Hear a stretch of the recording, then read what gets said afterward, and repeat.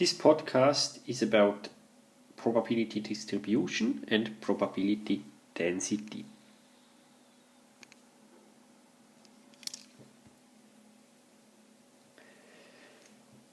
On the left side, we take a picture of a probability density.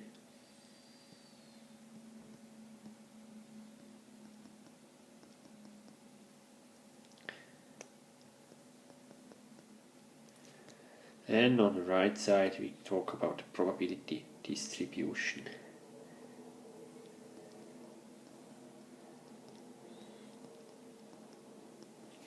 We exemplify all this with the normal distribution or the Gaussian distribution.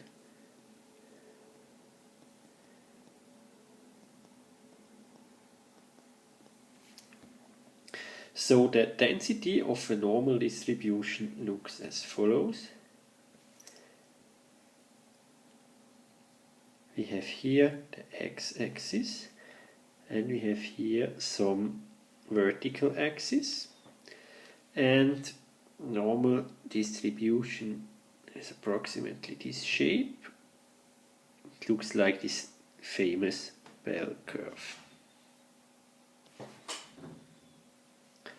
That's one side of the picture.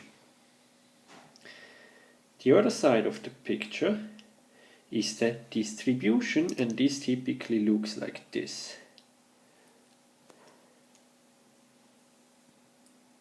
We have again the x-axis, and on the vertical axis we have probability.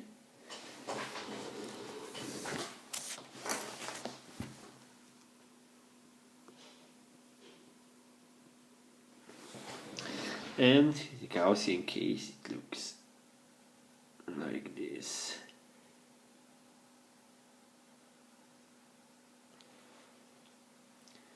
And here we have 1. So let's start on the right picture, that's a little bit easier. What we are typically asking is, what is the probability, capital P, of finding an observation, finding a sample in our big collection of normally distributed random variables. What is the chance of finding a value that is less than or equal to some given value A? Let's say, for example, let's take the value 2.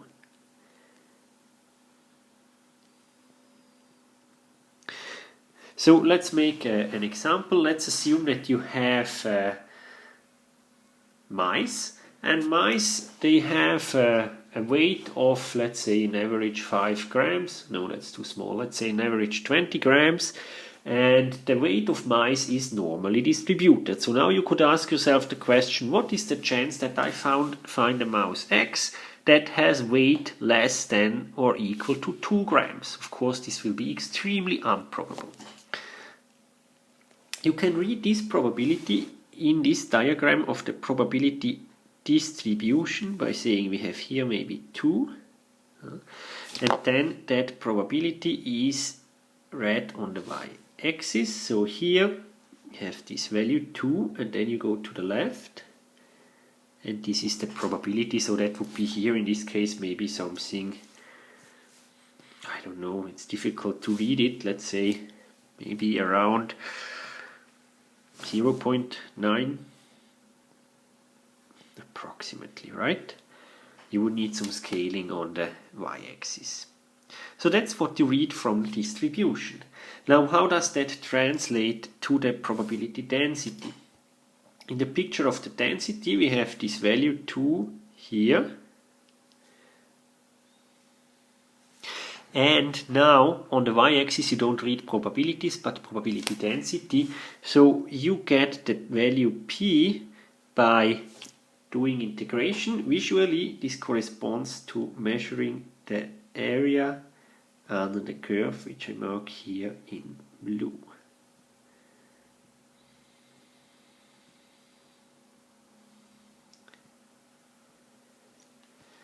Goes all the way down to minus infinity. In other words, I can say this equals, in the density picture, the integral from minus infinity to 2 of the distribution function f of x dx. Let's call the probability density small f of x. And typically the distribution functions are called capital F of x. So this value here is f of x, capital F of x, and this corresponds to the probability of finding x less than or equal to. Now, sorry, I made a mistake. This is not f of x. This is now f of 2. This is a number, right? So you have to evaluate the function. This is f of 2.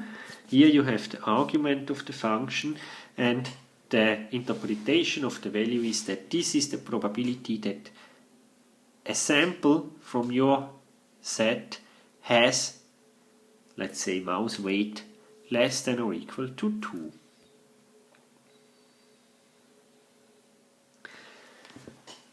Now, if you are not feeling too comfortable with the integral here, just think about this in terms of graphics. It is the area under the curve until the value of 2. Now, if you remember something important about probabilities, probabilities are always between 0 and 1. So there are two properties that can be read here. So once f of infinity is equal to 1, because the chance that my value is finite, the chance that I have a mouse weight that is less than infinity, that's just 1, that's clear, that's always the case. In terms of the distribution function, this is f of infinity equals to 1. In terms of density, now f, capital F of infinity, is the same as the integral from minus infinity. Now I have to go till infinity, right? Because it's the argument in here that counts, like here, that's it, right? And I just integrate f of x dx, and this must be 1, right? So we can say that the total area under a probability density must always equal 1. So as an application of this fact, we can ask what is the probability, or what is the area, the redly shaded area here. Well, that area is just red, the integral from 2 to infinity f of x dx, and this must be 1 minus the blue thing.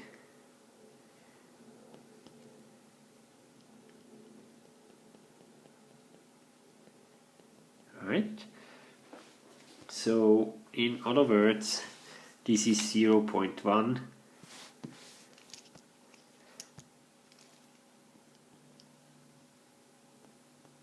if we assume that indeed this result here was true.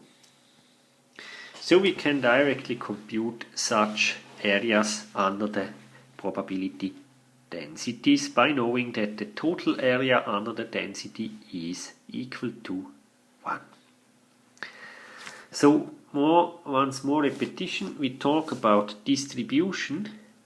If we have this picture where we have probabilities on the y-axis, if we have densities, then we are interested in areas under the curve.